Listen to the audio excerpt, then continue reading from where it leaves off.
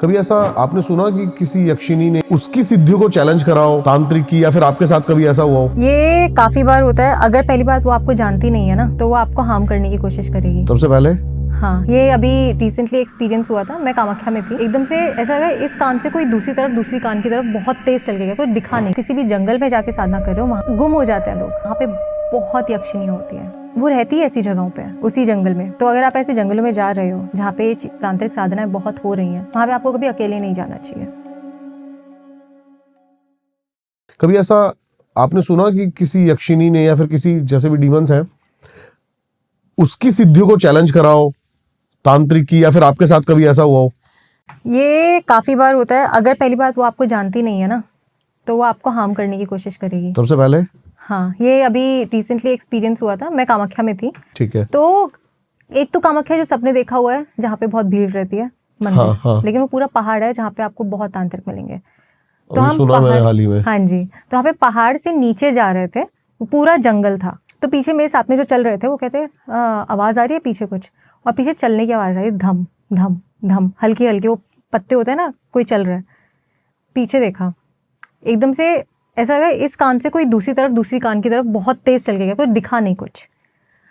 उसके बाद अब वहाँ जंगल की जो यक्षिणी है, वो उनको मैं तो हैंडल कर नहीं पाऊंगी, क्योंकि मैंने तो उनकी कोई सिद्धि की नहीं है। पर मेरे साथ जो चल रहे थे वहां पर बहुत सारी ऐसी एनर्जीज तो होंगी। बहुत बहुत। आपको अगर आप सिर्फ मंदिर घूम के आ गए एज अ टूरिस्ट, या वो एक चीज़ होती है। लेकिन अगर आप वहाँ पे सच में जा रहे हो, बाकी जगह जंगल में अगर आप कभी भी साधना करते हो, सिर्फ कामाख्या के नहीं, नीलांचल पर्वत के नहीं, लेकिन आप किसी भी जंगल में जाके साधना कर रहे हो, वहाँ पे बहुत यक्षिणियाँ होती हैं। सारी ये एंटिटीज आपको वहाँ पे मिलेंगी। किसी भी जंगल में? हाँ, हिमाचल, उत्तराखंड, यहाँ नीचे भी होते हैं जो जंगल है, क्योंकि वो रहती है ऐसी जगहों पे। वो शहरों में नहीं रहती, वो वहाँ पे रहती है, वो ही उनकी जगह है। तो वहाँ हमें दिखी। फिर थोड़ी देर बाद उसे हटाने के लिए वो नीचे से मैं देख रही हूँ, नीचे से ऊपर ऊपर ऊपर ऊपर देखे जा रही हूँ। आपका जो 2 फ्लोर्स होते हैं ना, वहाँ तक की यक्षिणी दिख रही है।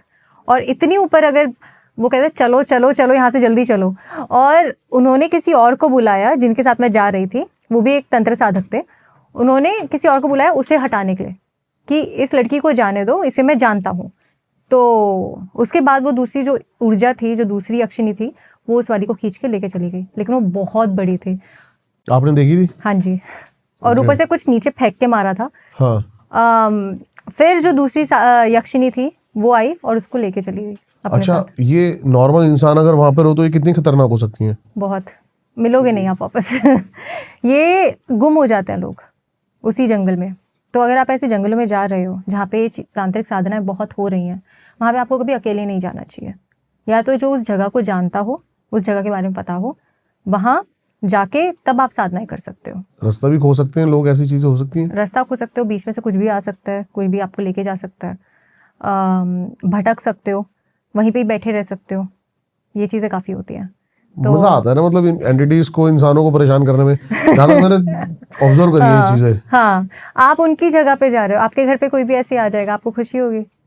आप तो उनकी जगह पे जा रहे हो, तो वो तो बोलेंगे ही कि यहाँ पे क्यों आए हो, मेरी जगह है, यहाँ से निकलो। और अगर आप निकलोगे नहीं तो हम उसे मार देते हैं। आपके घर में भी अगर चूहे घुस जाते हैं या फिर कोई ऐसी चीज़ घुस जाती है जो आप, मच्छर घुस जाते हैं तो उसके लिए मशीन लगा देते हैं तो वो क्यों, इंसानों को क्यों घुसने देंगे वो वहाँ पे ना, जो उन्हें पता है कि ये तुम्हारी जगह ही नहीं है, तो तुम क्या कर रहे हो यहाँ पे। इसीलिए आप अगर साधना ऐसी जगह पे करते हो ना, पहले उनसे परमिशन मांगनी पड़ती है कि हम यहाँ पे साधना कर सकते हैं। थोड़े वेज होते हैं उन्हें बताने के लिए, हम यहाँ पे आ रहे हैं, हम यहाँ पे साधना कर रहे हैं, कुछ बुरा करने नहीं आए हैं। तब जाके वो आपको जाने देती है। अगर वो आपकी दे स्मेल यू, वो आपको सूंघती हैं। अगर आपसे सेफ मतलब आ रहा है कि हाँ ये कुछ करेगा नहीं, तो वो फिर आपको छोड़ देंगी। अगर उन्हें पता है कि आप में भी ऊर्जा है तो भी आपको छोड़ देंगे। अगर उन्हें पता है कि कोई इल इंटेंशन है तो आपको पकड़ के ही मानेंगी। तो कोई ऐसा मैम पर्सनल केस आपने देखा हो या सुना हो? देखिए, ये है ना, क्या होता है कि कुछ लोग आधी जानकारी के साथ ऐसी एंटिटीज के साथ काम करने लग जाते हैं और उनकी साधना करने लग जाते हैं। अब जब ये होता है कि उन्हें पता नहीं होता कि स्टेप बाय स्टेप प्रोसेस कैसे होता है और उनसे बचा कैसे जा सकता है, जब कोई गुरु नहीं होता है आपका, और तब आप ये सब कर रहे होते हो, तो आप खतरे से के अंदर तो जा ही रहे हो, अपने आपको खुद ही कुएं के अंदर ढेल रहे हो। यहाँ पे एक हुआ था, एक केस आया था मेरे पास, वो कहते हैं कि हमारा ना मतलब मेरे एक बेस्ट फ्रेंड था, बहुत ही अच्छा दोस्त, हमारे साथ बहुत मतलब अच्छे रिलेशंस थे उसके। वो इन सब चीज़ों में पड़ गया। अच्छा। हाँ, साधना ये सब करने में। तो उसके दोस्त की उस टाइम पे जॉब गई थी, जो क्लाइंट आए थे मेरे पास। तो उसने अपने बेस्ट फ्रेंड को बोला, उसका जो दोस्त, कि यार मेरी जॉब चली गई, कुछ करो। कहते तू ऐसा कर, ये ले 5 दिए और अपने घर पे रख ले, 4 कोनों में और एक बीच में दिया। अब उसने क्या किया कि वो जो साधना वहाँ कर रहा था ना, वो उनसे ऊर्जा मांग रही थी। उसने वो 5 दिए अपने घर पे रख लिए, 4 कोनों में और एक बीच में। अब वो जो घर था, वो उसके दोस्त ने जो ऊर्जाओं के साथ काम किया था, जो यक्षिनियों के साथ काम किया था, वो उनका घर बन गया। अब वो वहाँ से एनर्जी ले सकती हैं जब मन करे। तब अब वो वहाँ पे आके बैठ गई, बस गई। अब उसने पता नहीं क्यों बोला, उसके बाद जो उसका दोस्त था वो भी थोड़ा सा पागल हो गया, उसकी भी बातें ऐसी वैसी होने लग गई, और उनका तो जो अच्छा हो रहा था वो और भी नीचे चला गया। चाहे वो फाइनेंशियली हो, चाहे वो रिलेशंस हो, कुछ भी हो, सारे के सारे वो एब्जॉर्ब करने लग गई, खाने लग गई वहाँ से जो ऊर्जा है। क्योंकि जो अच्छी अच्छी चीज़ें होती है ना, उनमें बहुत ज़्यादा प्राण शक्ति होती है खुद की। आपके जैसे घर में जैसे कि अगर आपका काम अच्छा चल रहा है, ओके, हाँ, तो वहाँ की आपकी जो ऊर्जा है वो अच्छी है और काफ़ी ज़्यादा है। आपके घर में आपके फैमिली के साथ रिलेशंस अच्छे हैं, बहुत प्यार है, वो एक अच्छी ऊर्जा है। ओके। तो ये जो शक्तियाँ होती हैं, अप्सराएं या यक्षिनी जो भी है, वो उन पे फीड करती हैं। ओके। हाँ, अगर उनको ठीक से साधा नहीं तो।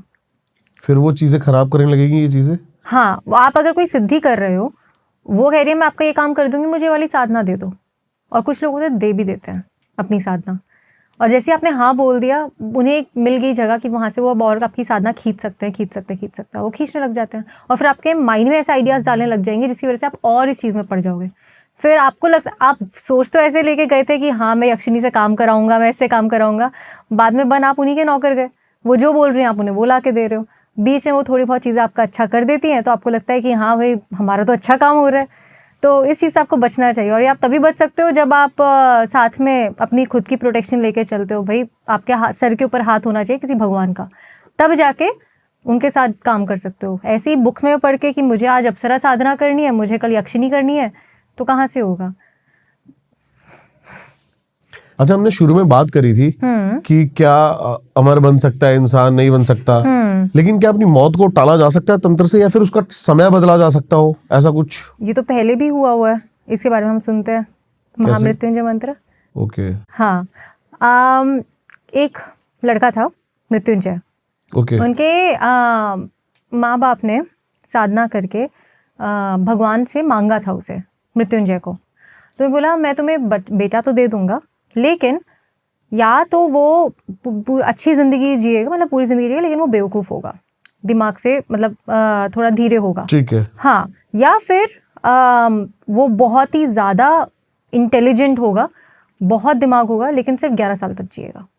तो उन्होंने बोला नहीं, हमें वो वाला चाहिए जो 11 साल तक जिए, लेकिन अच्छा, उसमें बहुत ज़्यादा गुण हो, वो उसमें इंटेलिजेंस हो, हमें वो वाला चाहिए। तो बोला ठीक है। तो उन्होंने वो सीख ले लिया जो उन्होंने ब्लेसिंग्स थी, मृत्युंजय आ गया उनके पास। अब उन्होंने 9-10 साल की उम्र में सब कुछ सीख लिया जो एक गुरु उन्हें सिखा सकता था, और उसके बाद वो वापस अपने माँ बाप के पास चला गया। तो उन्हें बोला कि हमने ना ये वरदान मांगा था तुम्हें, और 11 साल में तुम्हारी मृत्यु हो जाएगी। तो कहता मुझे तो नहीं मरना, मैं क्यों मरूँ, मुझे तो अपने माँ बाप की सेवा करनी है, मुझे तो अभी और जीना है। तो उन्होंने खुद ही अपना एक मंत्र बनाया जिसको हम आज महामृत्युंजय मंत्र कहते हैं। उन्होंने अपनी साधनाएं की, अपनी तांत्रिक साधनाएं की, जिससे उन्होंने शिवजी को खुश किया। तो 11 साल की उम्र में जब यम उन्हें लेने आ रहा था, शिवजी खुद आ गए उनको बचाने के लिए, अपनी उनकी मृत्यु से उन्हें हटाने के लिए। तो ये जो मंत्र है ये सबको पता है कि मृत्यु से बचाता है, लेकिन आप इसका जब बहुत बार उच्चारण करते हो तो मृत्यु आपको एनलाइटमेंट भी देती है, मोक्ष भी देती है, तो आपको उससे भी बचाता है। इसलिए कहते हैं कि हर रोज़ उसका जाप नहीं करना चाहिए, सिर्फ जब बहुत ज़्यादा ज़रूरत होती है तब आप एक बार इसका जाप या इसका हवन मतलब कर आप सकते। थोड़ा बता पाओगे क्या प्रोसेस है महामृत्युंजय जाप? महामृत्युंजय जो जाप है, एक तो पहली बात आप हर रोज़ नहीं कर सकते, एक लिमिटेड अमाउंट मंत्र का होना चाहिए, उतने ही कर सकते हो, या तो 108 बार करो या 11 बार, जितने भी। जितना आप करोगे आप सिर्फ मृत्यु नहीं टाल रहे हो, अपना मोक्ष भी टाल रहे हो। Okay, Okay. Death and enlightenment, ये दोनों साथ साथ चलती है। क्योंकि आप जब मर रहे हो, जो आपको लगता है, हम क्या बोलते हैं एनलाइटमेंट में कि मैं हूँ ही नहीं। निर्वाण षटकम में क्या लिखा है कि मैं इंसान, मैं ये भी नहीं हूँ, मैं जो बोल रहा हूँ मैं वो भी नहीं हूँ, मैं ना तो अपना ईगो हूँ, ना ही मैं अपना प्राइड हूँ, ना ही मैं जेलसी हूँ, ना ही मैं कुछ हूँ, मैं बस शिवोहम, मैं ही शिव हूँ, वरना मैं कुछ भी नहीं हूँ। हम्म, तो शिव जी ने जो दिया, इसका मतलब कि जब आप सोच लेते हो कि आप हो ही नहीं, मैं चला ही जाता है, तब आप एनलाइटन हो जाते हो। और ज़्यादातर लोगों का मैं तब जाता है जब वो मर जाते हैं, मृत्यु हो जाती है। आत्मा की मृत्यु कभी नहीं होती, शरीर की होती है। तो वो मैं तो सब शरीर के साथ ही चला गया। अब काफ़ी लोगों की डेथ के टाइम पे वो डर जाते हैं कि मृत्यु आने वाली है। सच है कि आएगी, लेकिन उस टाइम पे आप बचोगे कैसे? थोड़ी बहुत चीज़ें जो आप खुद कर सकते हो, महामृत्युंजय का जाप उस समय आप करवा सकते हो, या तो किसी पंडित से, या उसका हवन करवा सकते हो, या फिर आप खुद से कर सकते हो। नहीं तो और भी बहुत चीज़ें हैं जिसकी वजह से होता है। महासंजीवनी एक और जो बहुत ही सुंदर चीज़ भगवान शिव ने दी है, जिससे आप किसी को ठीक कर सकते हो। और सिर्फ इंसानों का ही नहीं, जानवरों का भी होता है। अब इंसानों का तो एक था कि एक नोएडा में ही एक रहते थे हाँ, फैमिली। हाँ। तो उनके जो पिताजी थे, वैसे थे ओल्ड थे काफ़ी, हैं कुछ 75-80 ईयर्स के होंगे। ओके। तो वो 6 महीने से आईसीयू में थे, और हर रोज़ उनको लाखों का बिल जा रहा था, क्योंकि इतनी सारी चीज़ें लगानी पड़ रही थी।